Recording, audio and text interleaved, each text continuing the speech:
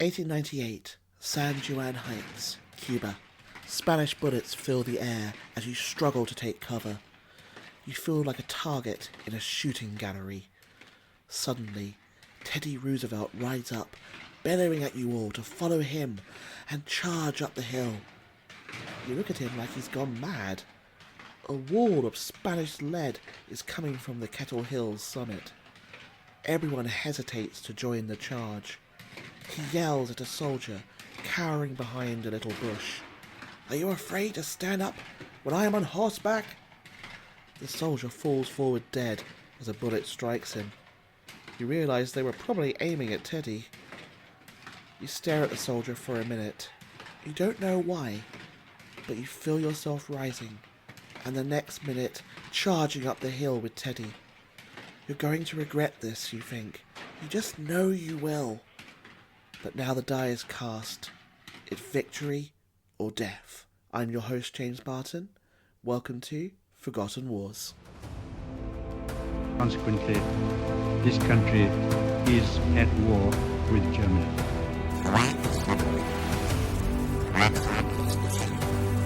Eagle 1, first strike, you have permission to engage the target. First few hours after our servicemen went to the rescue of young Americans and of democracy in Grenada.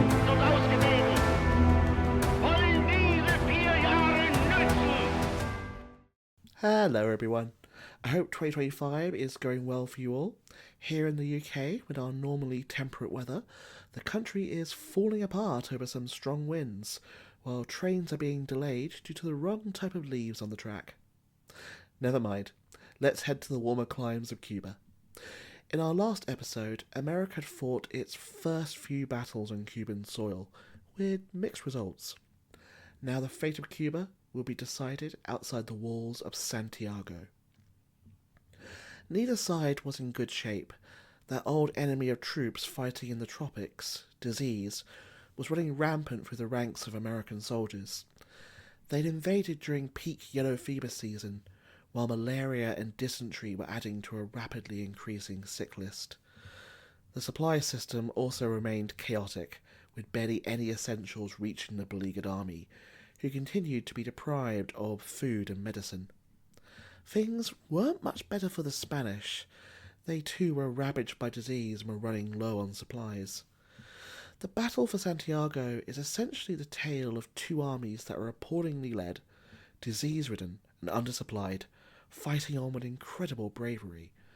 Like a boxing match between two battered heavyweight boxers, in the end, it would all come down to which side cracked first. Talking about appalling military leadership, let's head back to General Schaefer. Having finally been able to make it ashore, he was put on top of a sturdy mule and sent to Santiago. Sadly, the first mule wasn't quite sturdy enough for the hugely obese Schaefer, and the poor mule collapsed halfway through the journey. More time was lost as a second mule was arranged.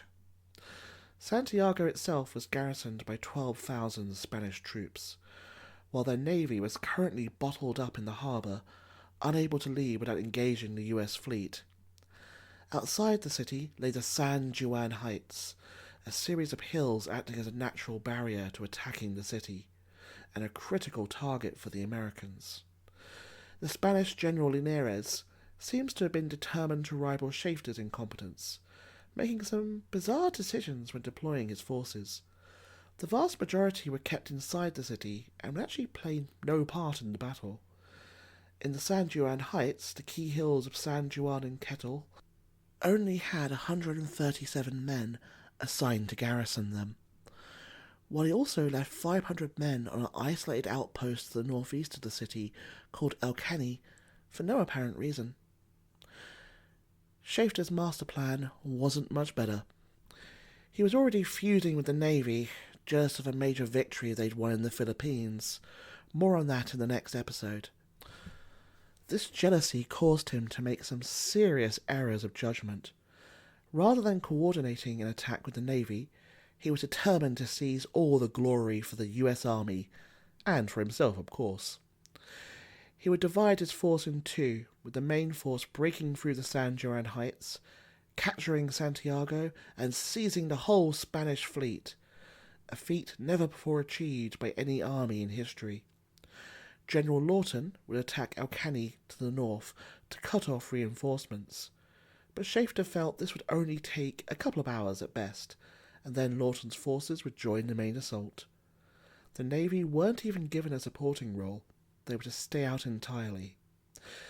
As historian Graham Costas points out, Schaefer had planned the attack as though the warships were thousands of miles away, rather than at his beck and call. Schaefer himself had now caught malaria, as well as all his other ailments, so he would command far back in the rear from his sickbed. Unsurprisingly, he lost all control over the battle and was barely an observer during the fighting. Those who survived would all agree that this was a battle that fought itself. Thanks to Schaefer, the American forces were divided, their command structure would break down almost immediately, and they would have no support from the Navy. As dawn broke the next day, American artillery began pounding El Caney in preparation for what Schaefer assumed would be a quick, easy victory. On paper, El Caney seems like it really should have been a simple battle. There were only 500 Spanish defenders, led by Brigadier General Joaquin Vera del Rey. They had no artillery, machine guns, or chance of reinforcement. They only had their Mauser rifles to defend their positions, whereas Lawton was leading over 6,000 men, the pride of the US Army, and had 4 artillery guns. Yet this would soon devolve into a bloody quagmire. The American artillery performance was criminally inept.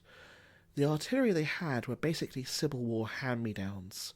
They were slow to fire, and when they did, they released huge amounts of black smoke, revealing their positions to the Spanish, who then peppered them with Mauser bullets. To make matters worse, they'd been posted too far away from the Spanish positions to do any real damage. In particular, they could not even hit the strongest part of the defences, a stone fort called El Vizio, situated atop a rounded hill and surrounded by rifle trenches. The final nail in the coffin was that General Lawton had the gun crews rapidly switch targets, hitting each a few times before moving on without confirming their destruction. This gave the Spanish troops time to repair and rebuild, while also leaving their defences roughly intact. The artillery bombardment had no effect at all. In fact, American officers observed the Spanish troops watching the shelling with apparent indifference as they slouched around in their trenches. An increasingly frustrated Lawton ordered his infantry forward to take El Caney. The unit he chose was the all-black volunteer unit, the 2nd Massachusetts Infantry. They were a relatively green unit who had not seen action yet. Only about half of them had even received training. They were armed, inevitably, with old-fashioned rifles, worse than the ones given to white soldiers. It became a slaughter as they fired back. Their old-fashioned rifles released black smoke, making them a perfect target. Let's join this unit as it marches into battle. A weird mixture of excitement and fear grips your body as you await the order to advance on El Caney. You volunteered for this war to prove to your government and to your fellow Americans that African Americans deserve equal rights. Now is your chance to prove this in war and with blood, as your grandfather did in the Civil War. Forward! Shout your officers as you charge towards the hill. A storm of Spanish fire rakes your front line, and many fall silently to the floor dead. Others clutch their wounds, moaning softly. Still you advance. The artillery seems to have done nothing to the Spanish fortifications. This was meant to be easy, but the hail of Spanish fire is devastating your regiment. So many have fallen already. You see one of your fellow soldiers fire his rifle. The resulting black smoke is like a target on him. Spanish bullets smash into him and he falls like a stone. It's too much. You see men start to flee. At first a trickle, then more and more. You join the retreat. Mauser bullets barely missing you. Frederick E. Pierce, a trooper with the 2nd Massachusetts, would later say that they received such a shower of bullets that it seemed at one time as if the company must be wiped out of existence. Not learning from the fate of his first assault, Lawton continued to throw waves after waves of soldiers against the Spanish guns, taking heavy casualties for no gains. A panicked Shafter, his plan already in ruins, demanded that Lawton abandon his assault on El Caney. Amazingly, he refused, and a reluctant Shafter gave in. The Spanish continued to bravely hold on. By this point, Vera del Rey and both his sons had been killed, but despite being leaderless, they continued their resistance. Lawton finally got his act together and concentrated his artillery to breach the walls of the Spanish stronghold of El Viso. After a bloody firefight, El Viso finally fell. After that, the Americans slowly overran the rest of the Spanish defences. Out of the 500 Spanish defenders who started the battle, only 80 remained on their feet. The Americans had lost 81 killed and 360 wounded. El Caney was meant to be captured in 2 to 3 hours. The outnumbered and outgunned Spanish had managed to hold off the Americans for 12 hours instead. It was a heroic feat. One of the wounded Americans was reporter James Creelman of William Randolph Hearst's New York Journal. He was about to have a surreal encounter. Imagine this. Pain shoots through your body as you lay on the grass. The sun beats down upon you, and the oppressive heat adds to your discomfort. At least you're alive, you think. Plenty more men are dead, or far worse wounded than yourself. As you close your eyes, you feel a shadow fall over you. Then someone starts stroking your head. You open your eyes and see Hearst standing in front of you. You must be hallucinating. Wearing a straw hat, a revolver in his belt, and a pencil and notebook in his hand, his eyes shining with excitement, he demands you tell him all about the battle as he frantically writes it all down. Finally, he looks up at you and says, "I'm sorry you're hurt, but wasn't it a splendid fight? We must beat every paper in the world." You still wonder if you're hallucinating this, but decide it must be real. There is no way you have the imagination for something this bizarre.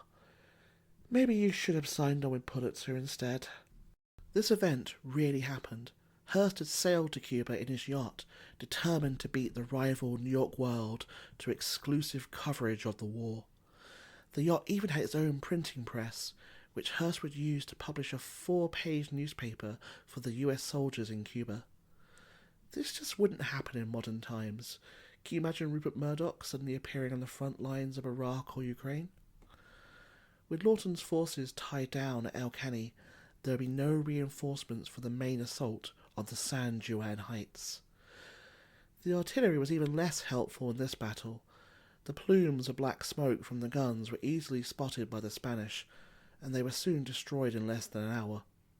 It would be up to the infantry on their own to take the Kettle and San Juan hills.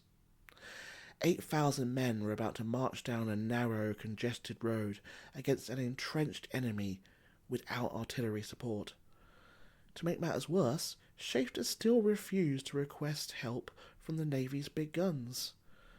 Rather like the generals of the upcoming World War I, he would rely on mass ranks of human bodies to overcome repeating rifles, trenches and barbed wire, with similar results. Once again, an inexperienced regiment with old-fashioned rifles was chosen to lead the assault.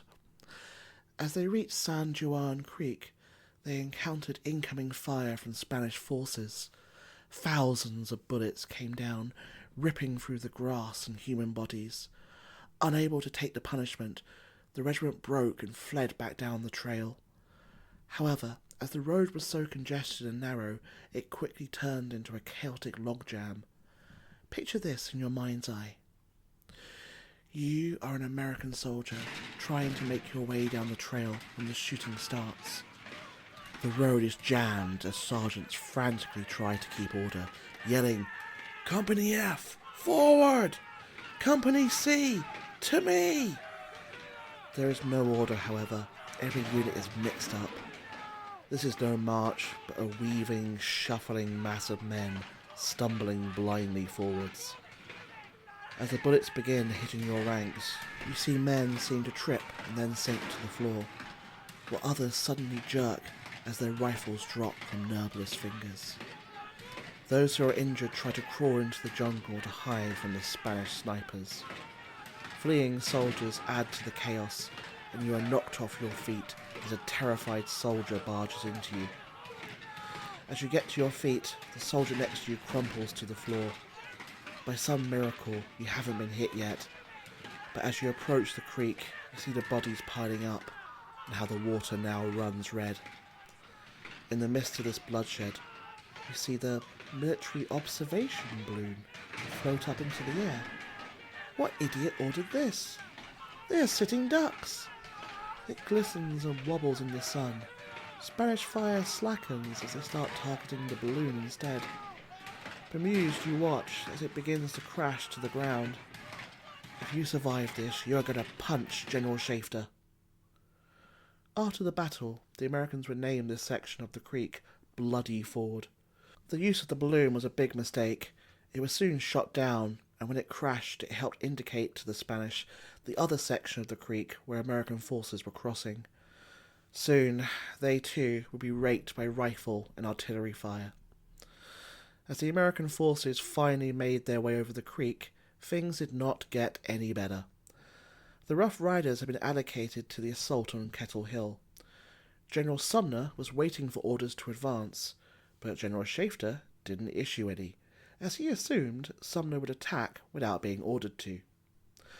While this slight misunderstanding was being cleared up, the Rough Riders spent an hour and a half trying to find cover from the relentless Spanish snipers. The situation was so dangerous that even Roosevelt got off his horse and lay low. However, the famous sheriff and gambler, Bucky O'Neill, insisted on strolling up and down the line while chain-smoking. Begged to take cover, he replied, "Sergeant, the Spanish bullet isn't made that will kill me." As soon as he said this, a Mauser bullet went straight into his mouth and burst out the back of his head. In Teddy's words, the biggest, handsomest, laziest officer in the regiment was dead. The Spanish were not having everything their own way. They had made a major mistake with their defences. Normal military practice is to entrench yourself not at the top of a hill, but roughly 20 to 30 feet below the top. The reason for this is that it gives soldiers a clear view to fire on an enemy approaching them. However, the Spanish had built their defences on the very top, meaning that to aim, the Spanish troops were having to virtually lean out of their defences, leaving them vulnerable to American fire. With the army virtually in revolt over the delay, they were finally ordered to attack the hills. Teddy's Rough Riders were meant to just support the advance on Kettle Hill. However, Teddy being Teddy, he took this to mean charge up the hill immediately. We have reached the scene at the start of this podcast. There is much myth-making about the famous charge up San Juan Hill. First of all, they didn't charge up San Juan Hill. They actually charged up Kettle Hill, which was nearby. Secondly, paintings of the charge often show the Rough Riders riding into battle on their horses. However, they had left their horses back in Florida. Only Teddy was riding his horse. The rest of the men were on foot. Lastly, it wasn't just the Rough Riders. It was a real mixture of units that joined the charge, including the 9th Regiment of African American soldiers. Now, let us join one of the most famous events of the whole war. You advance up Kettle Hill, from cover to cover, trying to dodge Spanish bullets. Teddy gallops amongst you, seemingly having the time of his life, and encouraging you forward. As you reach a barbed wire fence, he is forced to dismount and let his horse ride off, before you all make a final assault on the summit. Leaping into the Spanish trenches, you are almost run through by a soldier wielding a bayonet. Just manage to dodge in time. The fighting goes hand to hand. The trenches are a whirling mass of gunshots, fighting men and screams. As you finish off a Spanish soldier, You see another take aim at Teddy. Thankfully, he just misses, and Teddy returns fire with his revolver. The Spaniard crumples to the floor. Finally, the enemy breaks, flees down the hill. Kettle Hill is yours. You can't believe that you are still alive. While myth-making has made the famous charge a little overrated, it was still an impressive feat. Both Teddy and the soldiers who took part won the hill with sheer bravery and determination. Fun fact, the revolver Teddy was using in this battle had actually been salvaged from the wreckage of the Maine. From Kettle Hill, Teddy could see the advance on San Juan Hill was stalling. Before his men had rested, he ordered them to join the assault. However, most of them didn't hear him, so he ran down the hill, but had to stop as only 5 men had followed him. He then had to run back up the hill and spend the rest of the battle trying to organise them for an attack. While Teddy and the Rough Riders had definitely been heroes in the fighting on Kettle Hill, they wouldn't actually arrive at San Juan Hill until after the battle. A different hero would emerge and help the Americans finally storm the summit of San Juan. The Gatling gun. Relentlessly raking the Spanish defences with 3,600 rounds a minute, the Spanish defences finally broke and they abandoned the hill. Despite poor planning and leadership, Schaefer had his victory. It had been a costly one though. 205 Americans were dead. 1,180 had been wounded. Altogether, they had lost about 10% of the men they committed to battle. The Spanish had lost 215 killed and 376 wounded, having barely committed any of their forces to the battle. In the aftermath, Teddy would finally make his way up San Juan Hill after the battle was over, to be greeted by ecstatic, friendly journalists. Richard Davis, the famous reporter, breathlessly reported that no one who saw Roosevelt take that ride expected he would finish it alive. It looked like foolhardiness, but as a matter of fact, set the pace with his horse and inspired his men. The myth had begun, and there were soon calls for Teddy to run for governor of New York when he returned to the States. While Teddy was already a favourite of the press, and had made sure to keep on their good side, it also helped that Schaefer seemed to go out of his way to insult the reporters. A victorious general would normally be a rival in the hero stakes, but by this point he was hated by war correspondents, and their coverage certainly reflected this. Davis claimed that his self-complacency was so great that in spite of blunder after blunder, folly upon folly, he still believed himself infallible, still bullied his inferior officers, and still cursed from his cot. The truth is that it was on no account of Schaefer, but in spite of Schaefer, that the hills were taken. To be fair to Davis, he really wasn't wrong. The hills have fallen, the famous charge has occurred. That means the war is over, right? Sadly, you would be wrong. The San Juan Heights were in American hands, but the Spanish in Santiago refused to surrender. A siege began that would pay a harsh toll on both armies. For the Americans, malaria and dysentery descended upon the soldiers as the sick list grew ever longer. The supply situation remained appalling, with little food or supplies reaching the forces besieging Santiago. For the Spanish, they'd been cut off from their water supply, and they were running short of food. Disease was also rampaging through their ranks, while their commander, General Nieres, had been severely wounded. It was a race to the bottom. Which side would break first? Just 48 hours after taking the San Juan Heights, it seemed it might be the Americans who would break first. A despondent General Schaefer told his generals that the American army should retreat back to Siboney and give up their gains. In his darker moments, he wondered if he would have to surrender to the Spanish. While his horrified generals tried to stop him from retreating, a worried Teddy frantically wrote to Washington, "Tell the President, for heaven's sake, to send us every regiment, above all every battery possible. We have won so far at heavy cost, but the Spaniards fight very hard, and we are within measurable distance of a terrible military disaster. We must have help. Thousands of men, batteries, and food and ammunition. Schaefer now began acting like a defeated general, cabling President McKinley that he was seriously considering withdrawing. As you can imagine, this caused a firestorm in the administration. This is the part of the Spanish-American War which is often overlooked in popular history. After all the bloody fighting, the American army was in danger of being destroyed by disease and incompetent leadership. However, as I've said before, the Americans often got lucky in this war.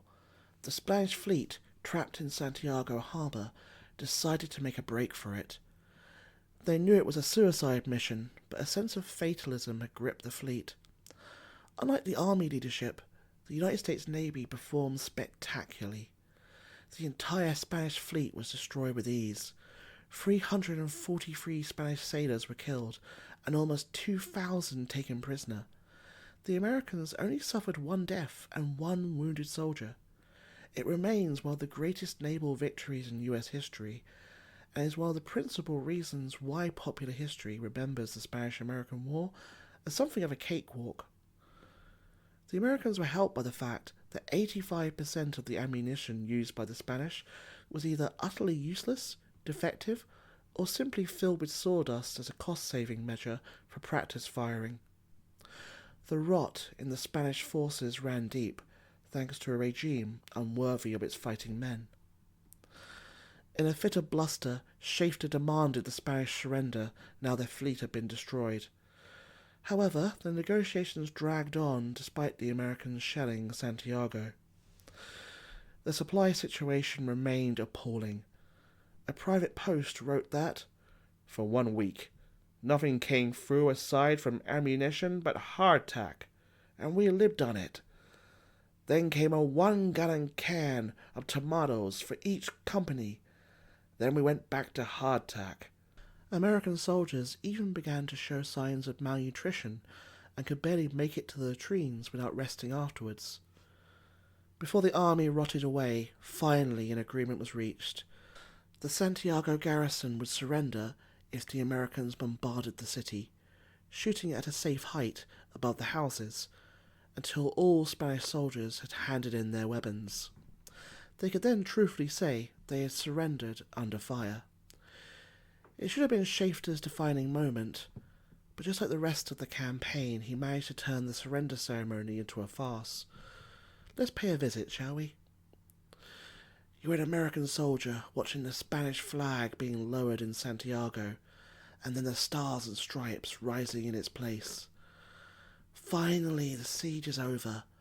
Hopefully, you'll be home soon, far away from this awful island. As you dream of home, you notice that General Schaefer is pointing angrily at the roof of the nearby building. Then you see a journalist has climbed up so he can take better photographs of the surrender. "Outrageous!" roars the general. "Throw him off!" The journalist climbs down, staring daggers at Schaefer. Then, to your shock, he walks up to the general and throws a punch at him. Schaefer just dodges the blow, but loses balance and falls on his ass, calling for the reporter to be arrested. The Spanish commander and his staff look on bemusedly at the scene. You wonder how America has actually won this war. The war was won, in Cuba at least, but the army's suffering was not over yet. I really feel sorry for these poor men. The army was left in Cuba while still being ravaged by disease and malnutrition. Soldiers began to sing a bitter song around their campfires. Snakes as long as Halsted Street, flies and skeeters that can't be beat. Oh, how we want to leave Cuba. Lord, how we want to go home. With the army collapsing as a fighting force, the officers knew they must pressure the US government to recall the soldiers home. They wanted to send a letter, but all the career officers were worried about offending President McKinley. Luckily, they had Teddy, who had no ambitions to stay in the army once the war was over. drafting a harshly worded letter to the press demanding that the army be brought home or be destroyed. It caused a sensation in Washington. It worked, though. Within 3 days, the army was ordered home. Next week, in the final episode of this series, we will head to the Pacific theatre of the Spanish-American War and discuss how the war changed America, Spain, and the world. If you enjoyed the podcast, please subscribe, leave a rating, or tell a friend. See you next time for more Forgotten Wars.